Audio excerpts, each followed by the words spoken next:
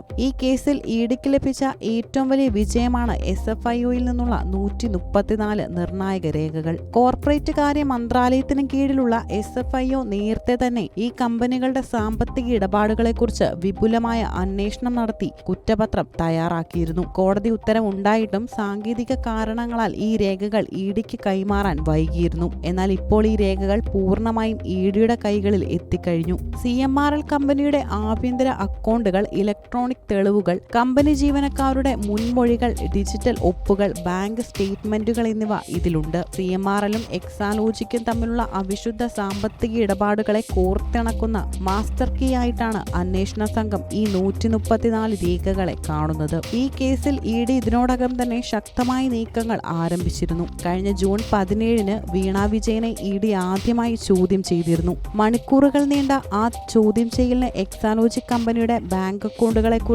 CMRLുമായി ഒപ്പിട്ട കരാറുകളെക്കുറിച്ചും ഇഡി ചോദിച്ചറിഞ്ഞു.